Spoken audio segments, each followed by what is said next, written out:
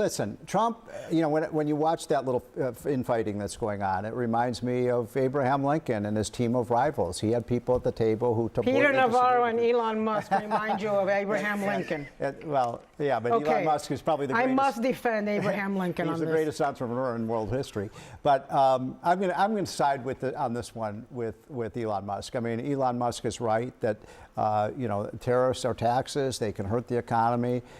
We've got to have the most productive sector of the economy. But it's also true that, Peter Navarro figuratively took a bullet for Donald Trump. He went to jail for Donald Trump. And that's an amazing act of heroism, in my opinion, to do that rather than rat on what, the president said in secret meetings. So I have some admiration for Peter.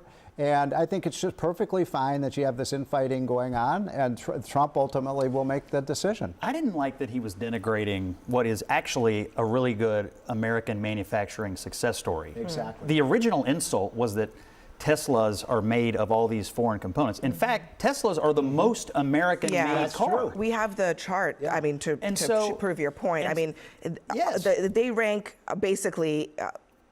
at the top on all these different metrics for domestic manufacturing, but Elon is still concerned about the tariffs. So the administration is always talking about, hey, we got to make more stuff here. Let's make things in America. Let's have American-made, cars. Well, Elon is actually doing it, and then your guy goes out, Navarro, and craps all over him and lies about the fact that he's actually making cars in America. And he's making EVs, and all the liberals. If I were starting a business, I'm calling Elon. That's all I'm saying. But what does it say to you that Elon Musk stands to benefit comparatively to his competitors, because he does make his cars here by and large, and he still thinks this is a stupid policy? I mean, look, I think Elon is right to be concerned about supply chain disruptions, and there have been a lot of people, even on the right, that have begged the president to be more strategic in his targeting of tariffs, maybe focusing on key imports, or maybe having a greater focus on China in particular compared to the EU or some of our friendlier friends across the globe. And so in that regard, I think Elon is right. I get Navarro's points. I've watched a lot of his interviews on Fox News talking about how he really wants to focus on taking care of blue-collar workers. I don't think you're going to find anybody who would disagree with that, but I do think we have to be careful with how long this pain lasts, because something you said, Anna, we certainly don't want 8 months, 9 months down the line, we're already in a fragile economic condition. What would that toll be on working-class people? Probably not great. So I would probably side on the behest of Elon Musk if I were President Trump. Okay, so Peter Navarro was loyal to Donald Trump. Okay, then send him as an ambassador to Lesotho, maybe to the herd at McDonald Islands to go be with the penguins. That would be a great place for him to go. Look, I think the only person that can get away with this kind of infighting, public infighting like this, is Elon Musk. I can't imagine Donald Trump and the White House being okay with Pete Hegseth and Marco Rubio lobbying insults the way that these two have been doing all day. And it contributes to the lack of consumer confidence. It contributes to the confusion. It contributes to the conflicting messaging. But at the end of the day, Peter Navarro is espousing the positions that Donald Trump holds. Donald Trump has been talking about tariffs for 30 plus years.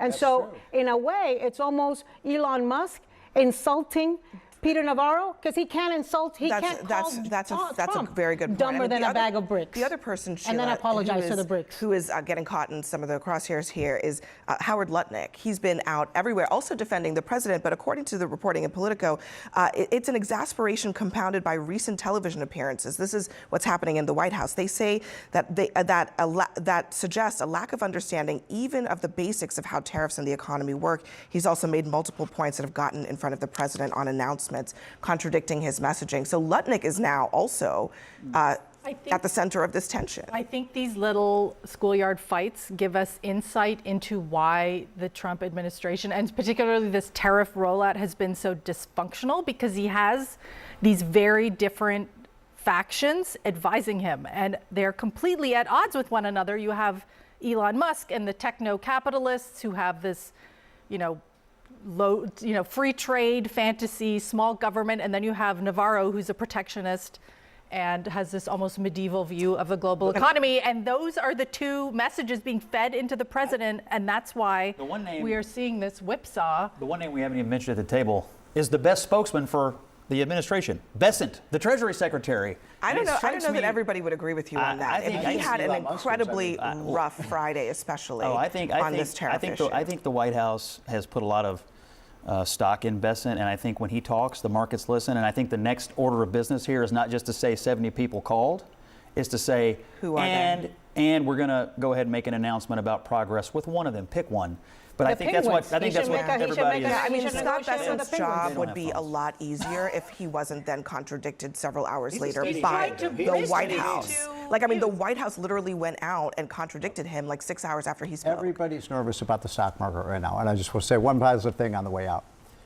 When Donald Trump was president for 4 years, we had a booming stock market. The Nasdaq was up 150%.